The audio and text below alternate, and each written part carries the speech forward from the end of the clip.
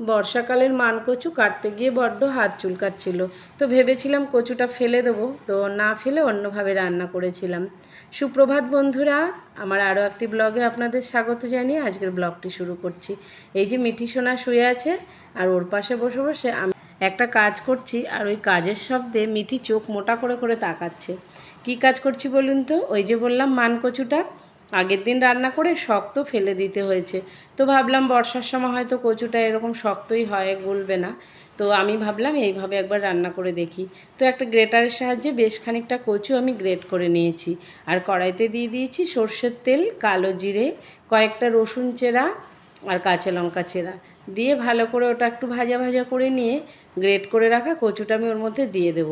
আর তেলের মধ্যে নুন হলুদটা আমি দিয়ে দিয়েছিলাম, তাহলে ভালো মশলাটা মিক্সড হবে কচুর সঙ্গে। তো তারপরে আমি গ্রেট করে রাখা কচুটা দিয়ে দিয়েছি। কি সুন্দর লাগছে দেখতে না কচুটা, একদম সাদা ধবধবে। সাদা ধবধবে হলে হবে কি, কুড়তে গিয়ে বড্ড হাত চুলকাচ্ছিল, কি হবে কি জানি, রিস্ক নিয়ে রান্নাটা করেই ফেললাম। এই ওল কচু রান্না করার আগে বড্ড টেনশন হয় জানেন তো, মনে হয় কোনটা গলা ধরবে কি জানি। তো আজকে আমি রিস্ক নিয়ে রান্নাটা শুরু করেই দিলাম, দেখা যাক কি হয়। তো আমি বাড়ির কাজকর্ম করছিলাম আর মাঝে মাঝে এসে একটু একটু করে নেড়ে চেড়ে দিচ্ছিলাম, এর পেছনে বেশিক্ষণ টাইমও আমার লাগেনি, খুব তাড়াতাড়ি রান্নাটা হয়ে গেছে। আর আজকে অন্য অন্য রান্নাগুলো আমি আপনাদের সঙ্গে আর শেয়ার করব না, কারণ ভিডিওটা অনেক বড় হয়ে যাবে। তো কচু খাওয়ার এই টিপসটা একটু শেয়ার করলাম, কারণ যারা ভাবেন যে কচুটাতে গলা ধরবে ফেলে দেবো, তো ফেলে না দিয়ে এইভাবে গ্রেটারে কুড়ে এইভাবে রান্না করে খেয়ে দেখবেন।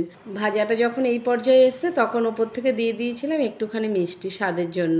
তো ওই গুড়ের গুঁড়ো বা চিনি যাই হোক দেবেন, কারণ এই রান্নাগুলোতে একটু মিষ্টি মিষ্টি ভাব হলে না খেতেও খুব দারুণ লাগে। দেখুন রান্নাটা পুরো কমপ্লিট হয়ে গেছে আমার, কড়াইয়ের থেকে কি সুন্দর তেল ছেড়ে ছেড়ে আসছে। এইভাবে রান্নাটা করে নিয়েছিলাম। আর যারা যারা কালকের কচুর তরকারিটা খেয়ে ভয় হয়ে গেছিলো, তারা তো খুব তৃপ্তি করে খেয়েছে আর বলছে কচু এবার থেকে এইভাবেই রান্না করবে। তো দারুণ লেগেছিলো খেতে, আমিও একটু ট্রাই করে দেখলাম, তো অসাধারণ লেগেছিলো। রসুন কালো জিরের ফ্লেভারটা আর একটু মিষ্টি দেওয়াতে স্বাদটা হয়েছিল আরও সুন্দর। যারা যারা আজকে আমার ভিডিওটা দেখছেন তাদেরকে আমি রেকমেন্ড করব, মানকচু যদি গাল ধরে ফেলে দেবেন না, গ্রেটারের সাহায্যে গ্রেট করে এইভাবে একটুখানি রসুন কালো জিরে দিয়ে একটু ভেজে খেয়ে দেখবেন, দারুণ লাগবে।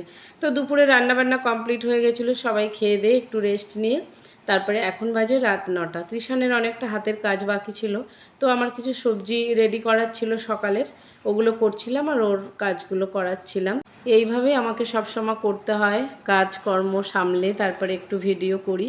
আমার ভিডিও করতে খুব ভালো লাগে তাই, আর আপনাদের সঙ্গে শেয়ার করতে আর ভালো ভালো কমেন্ট করতে আমার সবসময় খুবই ভালো লাগে, মনটা খুবই ভালো হয়ে যায়। আর আরও একটা কথা শেয়ার করছি, আমার ফেসবুক পেজে কি একটা প্রবলেম হয়েছে, হয়তো ফেসবুক থেকে রেস্ট্রিক্টে রেখেছে, আমি এসব ব্যাপারে এখনও খুব ভালো জানি না। তো আশা করি আমার খুব তাড়াতাড়ি ঠিক হয়ে যাবে, আপনারা পাশে থাকলে সব কিছু ঠিক হয়ে যাবে আমি জানি। তো আজকের ব্লগটি শেষ করছি, সবাই সুস্থ থাকবেন, ভালো থাকবেন।